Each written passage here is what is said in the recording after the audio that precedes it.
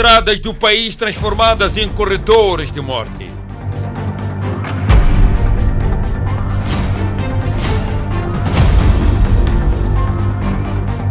Negligência e problemas mecânicos das viaturas semeiam luto nas famílias moçambicanas. – 4 de julho de 2008, sexta-feira, 4 horas da manhã. Uma madrugada sombria que marcou e mudou em definitivo a vida de Hortência e Seba, ou simplesmente Techa. Ela foi atropelada nas bermas da estrada 4 de outubro, quando voltava de um convívio. Eu assim dei por mim, logo pá! Já perceberam, fiquei inconsciente e fui levada para o hospital central. E as pessoas lá dizem que eu recebi muita ajuda, perdi muito sangue. A cicatriz até não sei se está aqui, não é? E fui acordar já no hospital. Foram longos meses de internamento e fisioterapia, mas sua vida nunca mais foi a mesma. Ficou paraplégica e viu os sonhos se esfumarem. Meus sonhos foram por água abaixo, conforme estão a ver, estou sentada na cadeira de rodas. Eu era uma mulher muito batalhadora, uma mulher que minha mãe sempre aprendeu-me a carregar ensinou-me, né, a carregar chijumba, ensinou-me. Então eu tinha visão de não vou terminar aqui na chijumba. A história da Tess assemelha-se muito à da Hermenegilda, ou simplesmente Gilda, esta jovem de 29 anos. Na manhã de 3 de março de 2010, sofreu um acidente que lhe colocou na cadeira de rodas. Eu ia a caminho da escola, eu entrava de manhã. Então, eu a caminhar, eu não estava na estrada. Eu caminhava, então eu vi um carro atrás, a vir de trás. Então, afastei-me um bocadinho para o carro passar. Só que quando dei por mim, eu já estava no chão. E daí não vi mais nada, só não sentia os pés. Como Tess e Gilda, milhares de pessoas contraem deficiências eternas e outros até perdem vida todos os anos em consequência de acidentes, alguns dos quais do tipo atropelamento e fuga, a mesma atitude tomada por este automobilista. Depois que atropelou a criança, o que você fez? Parei um bocadinho à frente, só que veio um chapa a dar sinal de luz.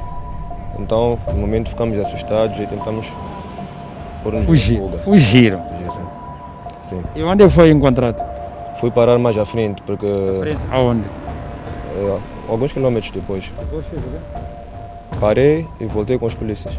A Estrada Nacional número 1, número 4, ou mesmo o Witbank, na província de Maputo, têm sido verdadeiros corredores de morte. O excesso de velocidade, ultrapassagens irregulares, fadiga e, pior ainda, condução em estado de embriaguez, são apontadas como principais causas da desgraça que acomete as famílias moçambicanas. Se formos olhar para acidentes de grande impacto, as causas mais apontadas são esse excesso de velocidade, ultrapassagem irregular e também,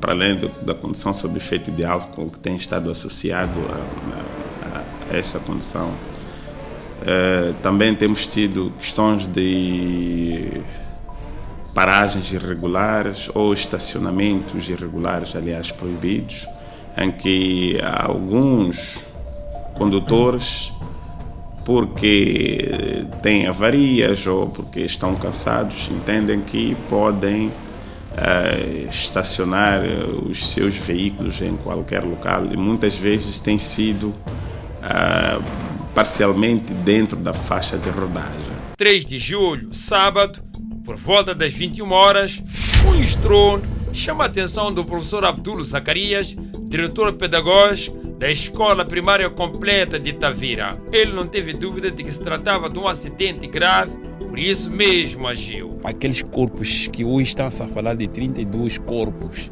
ali no terreno foram 31, porque o 32º morreu no hospital.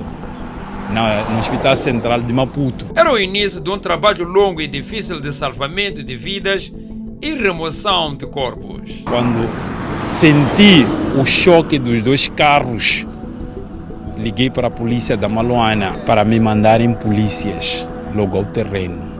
E quando cheguei no terreno, fui ver aqueles corpos todos. As habituais razões estiveram na origem deste acidente. Tentou andar atrás do tempo, sem saber que lá em frente tem um caminhão parado, estacionado, e o caminhão não estava sinalizado. Motorista de transporte Nhancal, envolvida no sinistro, aponta apenas falta de sinalização. Quando tentei de esquivar o carro, e quando já estava a bater lateralmente. Alguns dias já se passaram da ocorrência do acidente que abalou o distrito da Manhissa e todo um país. Dias depois nós voltamos ao local do acidente e foi aqui, nas proximidades da Escola Primária Completa de Tavira, na localidade de Maloane, onde aconteceu o maior acidente dos últimos tempos. Ainda é possível ver neste local alguns sinais da brutalidade deste acidente. Destroços das viaturas envolvidas, peças de roupas e outros bens das vítimas ainda permanecem no local. Passam-se dias, mas ainda podemos sentir o peso, o calafrio resultante do acidente que vitimou mais de 30 pessoas. Quanto familiares de algumas das vítimas mortais buscam enterrar seus entes queridos, médicos desdobram-se em ações de salvamento dos feridos e hospitalizados. Podemos dizer que já estão controlados, a parte que poderia levar o risco de vida foi controlada durante as cirurgias. Pode imaginar, foram fraturas expostas, com sangramentos, com envolvimento de vaso, isso tudo foi controlado. Então, consideramos que eles estão a evoluir bem, nenhum deles com sinais de infecção até hoje, o que é muito bom. A gravidade do acidente levou o chefe do Estado a visitar os doentes no Hospital Central de Maputo. Muitas vezes é bom estar em contato com as pessoas que estão no terreno, neste caso concreto, os pacientes, a equipa médica. E é interessante, como viram, as gerações misturadas, os mais experientes, os mais novos. Vidas se foram inocentemente e luto cobriu não só as famílias, mas a nação toda. Por isso o governo decretou luto nacional de 2 dias, enquanto a comissão de inquérito trabalha no assunto.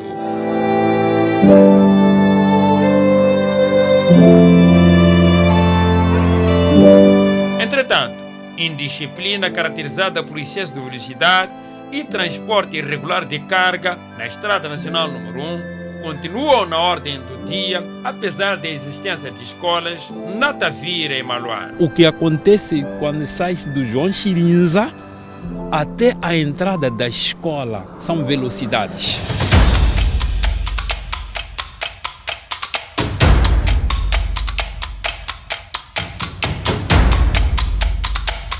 Quarta-feira, 6 horas da manhã, a entrada de Bobol, um caminhão carregado de cimento tomba e um poste de iluminação é derrubado. Não, estava vindo ali nas calmas, sem correr, fiz a curva.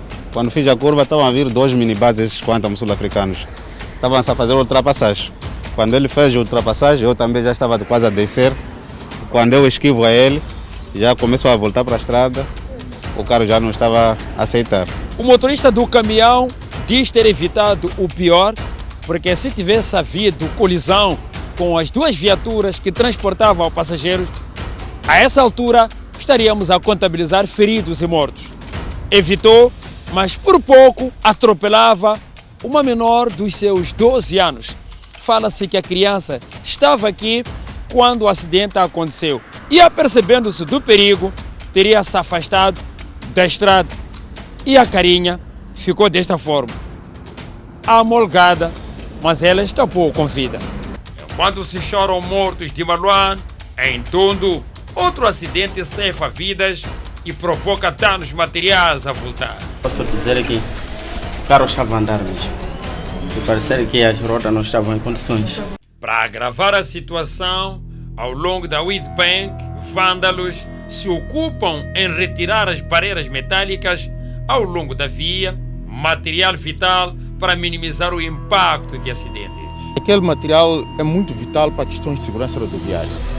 Nos locais onde nós temos pontes, depois das aproximações ou dos encostos da ponte, temos que colocar lá material, porque geralmente as pontes estão em cima, e para evitarmos despistes que possam levar a capotamentos, colocamos aqueles materiais. Aqui na zona urbana, nos locais onde temos passeios, onde há probabilidade dos carros andarem em alta velocidade, também colocamos aquele material, aquelas barreiras para impedir que os carros possam aceder aos passeios. Acidentes que não poupam ruas e estradas terciárias. Na Matola, é comum ver muros e paredes de residências ou barracas destruídas. A gente não dorme à vontade. Já estamos traumatizados com isso que acontece sempre. Sim. Mas isso acontece de dia, de noite? De noite. Acontece de noite. E não é a primeira vez que esta casa localizada aqui na curva contra a curva sofre. A primeira vez a viatura vem bater na parte da cozinha. A segunda vez foi o muro. E esta terceira vez arrasou com toda a barraca, destruindo tudo que se encontrava dentro e atingiu até uma viatura que se encontrava dentro do quintal. Fontes de nosso poder apontam que o automobilista em causa saía de uma festa de arromba em pleno estado de calamidade pública devido à pandemia do Covid-19 e decidiu pôr-se à estrada de madrugada. Ele estava numa festa, ele conduziu o carro, depois retamente veio fazer um estrago na barraca. Lucrência é diretora de uma escola de condução que também não escapou à ação dos automobilistas. Ela aponta outras causas para sinistro. Neste ponto onde estamos, o peão não tem como transitar à vontade na via pública, sendo que a via, né, temos utentes como peão, veículo, e também temos os animais, não é, na via pública. O trânsito é feito por isto tudo. Então, mas o peão aqui não encontra espaço, exatamente nessa zona onde estamos, não encontra espaço para ele poder se acomodar. Todavia, automobilistas acreditam que na lista deve-se incluir os buracos que abundam na Matola. No momento que o automobilista está a tentar esquivar, pode criar um acidente, porque há um outro bastante que pode estar a esquivar o buraco e os dois podem se colidir. A situação de acidentes em Moçambique é tão preocupante que em tempos já levou o presidente da República a declarar a situação de calamidade pública. É que os acidentes destroem vidas, desfazem famílias, matam sonhos e arrasam a economia do país.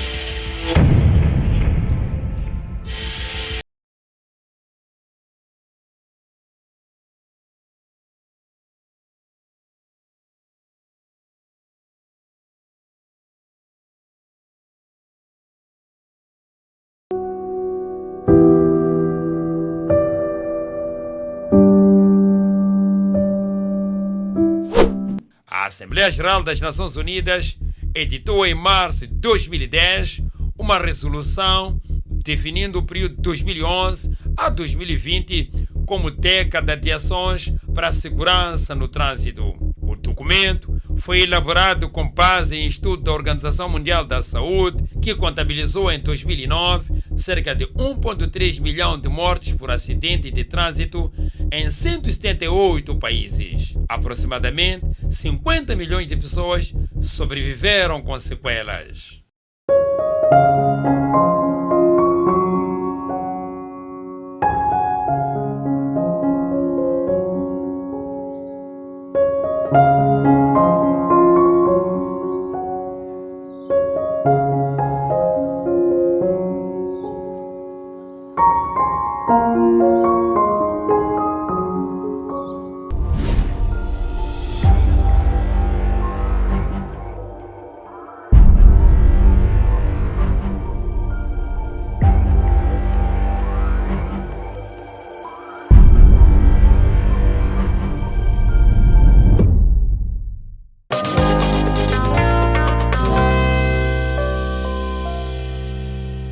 Uma adolescência perdida.